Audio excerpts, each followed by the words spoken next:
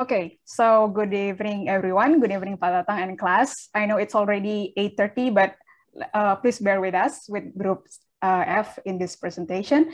Now we would like to present about the quality function deployment as well in effective website design and application of e-store design. Next slide, please. So let us introduce ourselves first. Our group consists of Kak Anastasia Purwanti, Kak Feby, and also me, Kadek. Next slide, please.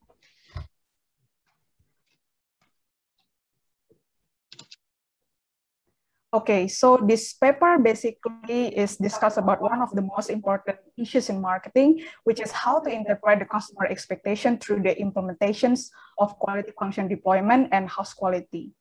And in order to do that, a study conducted on 30 customers to find out about what they actually need and also what they expect actually.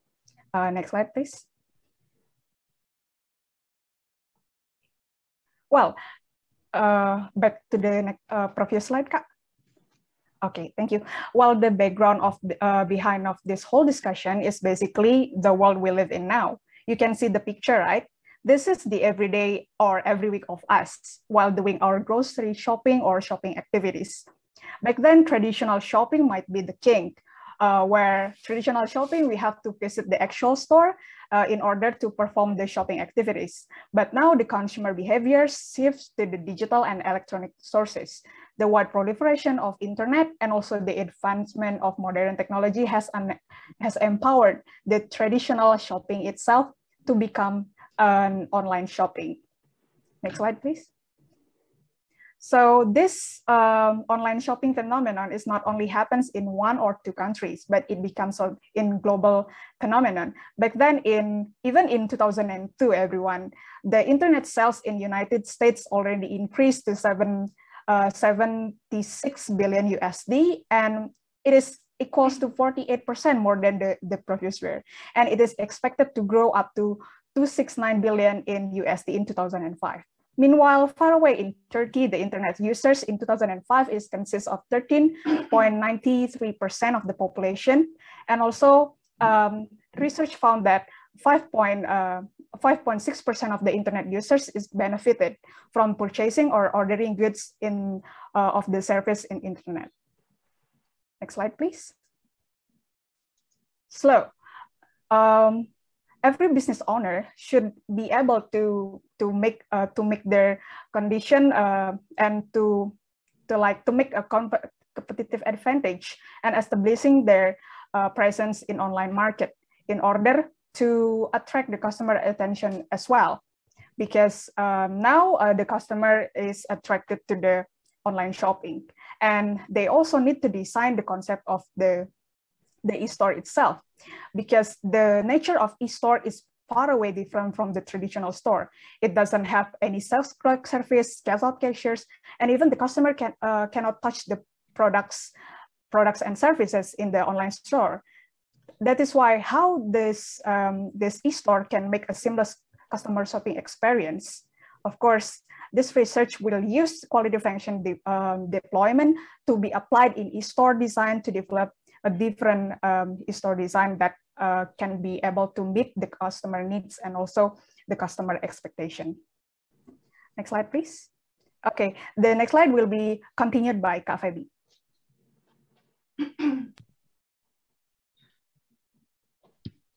Okay.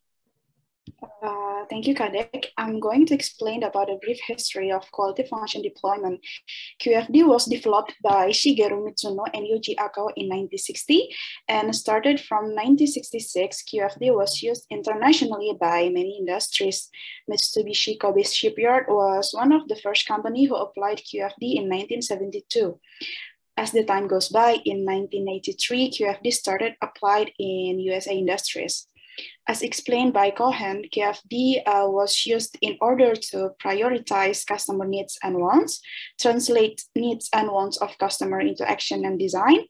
And the third is achieve customer satisfaction by having better quality of products and services. From the other article source written by Nadi and Omid, QFD also shown that considerable improvements in the critical quality characteristics identified and sales rates, demonstrating the potential of QFD to be used in assessing and prioritizing areas of improvement and converting them into measurable process or product requirements.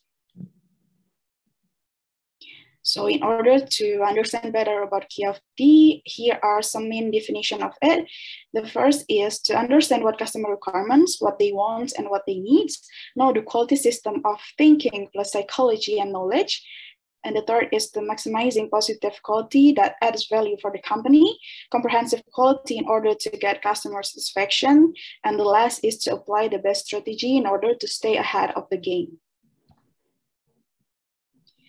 The next part is about QFD process. There are 4 main stages explained on the article. The first is about product planning, which related to the translation process of customer requirements. And the second is about product design, explain about product features and performance characteristics. Third is process planning, which include process characteristics and production requirements. The last is process control, which involved engineering and marketing characteristics. So despite having many benefits on using QFD, there are also 3 major difficulties that could be found by using this design tool. The first is methodological problems. Second is organizational problems. And the last is product policy. Of course, all of these difficulties could be faced by a company, but depends on the company or even the industry staff itself.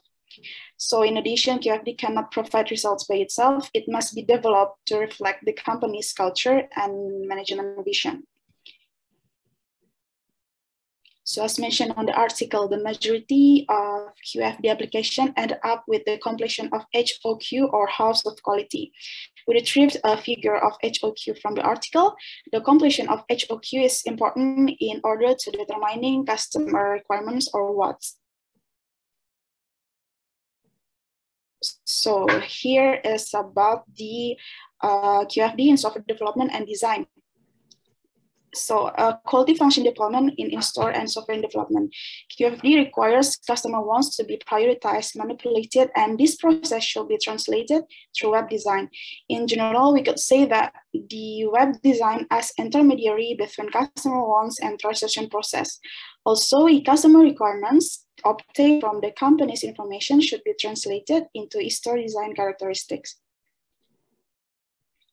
So that's all from me, and the next will be presented by Kadek. Thank you. Okay, back to me again. This is about the e-stores and internet marketing. That what should be to be paid attention in e-store. So e-store is basically the only source of customer experience in this online shopping activity. So it displays a virtual product display, promotional materials, price catalog, sales and distribution point.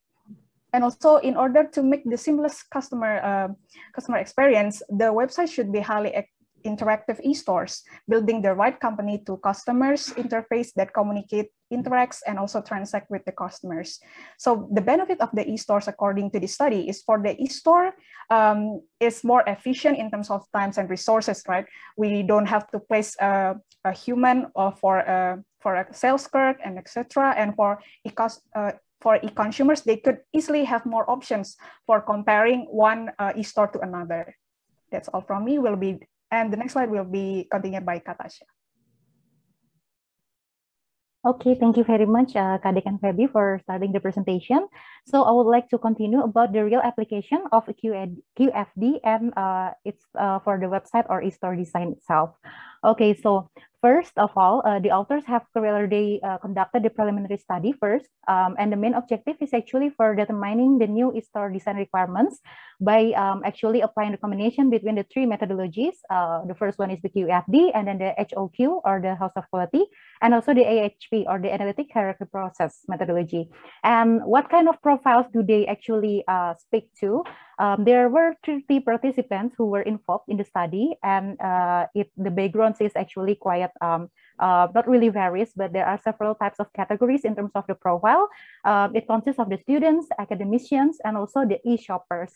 And for this one, actually, in terms of sampling, they also apply the non-probability sampling, or we can also say the convenience sampling, because you know that this journal actually published back then in 2006. So at that time, there were no you know, a lot of people who have already been really familiar with e-stores, even like around the world. So that's why they use the convenience or non-probability sampling to meet the specific criteria that they have. And what kind of specific criteria did they already set? There are two types. The first one is those who have already shopped from the internet directly, or we call it as e-shoppers. Or the second one, they do not, it doesn't mean necessarily that people have to really purchase on the e-store, but they have to, you know, they have to explore, have the experience of exploring the internet, especially for product information search, whether they have only to compare or just for searching the further information and anything. And one additional point is that in terms of gaining the voice of customers itself, they also involve the three website design experts, especially in designing the questionnaire to make it more relevant with the needs of the product development itself. And then there are two types of questionnaires as well. The first one is the general questionnaire, and then the second one, it's more about how they can use the pairwise comparison using the 11 by 11 matrix. And then these are the results of the study. Mostly are males, highly educated, employed in university. And as you can see, majority have never bought anything online. And what does them to purchase online? Actually, there are two main factors. The first one is price, and also the time efficiency. And also with the other flexibility as well, shop anytime, easier search, easier to compare any kind of products in the internet, and other things related to that. Okay, now going into the methodology, it is actually just the general view of how they applied this methodology in the study. So there are mainly two stages. The first one is stage what, and then the second one is how. These are the details. So there are several methods under each of the stage in under the what itself and then the how. But I'm not going to go through any of the details of this, as you have already been exposed by the other groups as well, since most of us are discussing about QFD. So I will just skip this part. And yeah, these are just the details. And for the e-customers wants list. So in general, we have like 11 after we eliminate several factors that are not really relevant. And then we use affinity diagram to, you know, categorize each of the factors that we have. And then using the AHP matrix, using pairwise comparison, giving the weightings. And then after that, in terms of the AHP, we have the summary, and then we put it in the house of quality, using correlation matrix, determining the relationship, using the determining the satisfaction degree, design target, and finally the evaluation process in comparison to the other existing e-store or websites in the internet. And then we just want to give a brief view about the conclusion itself, especially about the supports and the critics. First, for the supports, we can see that the journal is already well structured and well organized. So it's quite easy for us to, you know, get the flow and how they apply the methodology. And then they also have a visionary topic, as I mentioned earlier. This journal was in, oh, okay, sir. This journal was published in 2006. So that at that time, e-commerce were not as popular as now, but this kind of people, this kind of researchers, they have already brought out this kind of stuff of topic and going into the details about the design characteristic that is needed for any kind of e-store or website design. And the third one, we can see that they have already provided the macro view or general characteristic that can be implemented in any type of e-stores in general. So it's not only for any kind of specific e-store or website. However, in terms of critique, first one, we noticed that there is limited information during the research stage. As we see earlier, it is not really resourceful, even though we know we have the target profile who are really highly educated, mostly are academicians, but the result itself might be different if we apply it on the other e-stores, which is targeting maybe, let's say, the mid or low segment. Like even for e-commerce, we know that even like let's just mention any kind of digital banking or even the lending for fintech technology or any kind of OTA, they have different segments, and of course each of the segment of or the users, they have different needs in terms of the design of the product itself. So it cannot be really generalized for nowadays products. And then the second one is shallow analysis. It is we think that it is quite irrelevant for recent time because most of the companies, especially tech startups for now, they have developed and used the more common techniques, which is the design thinking, because it's more focusing on the empathy and how to understand the user needs. And then they use the iteration process. If they created a prototype, if it doesn't work, they start it over again. They use a kind of A/B testing and everything, which is like more relevant to the needs of the products and the trends for nowadays. And here are two main suggestions for us.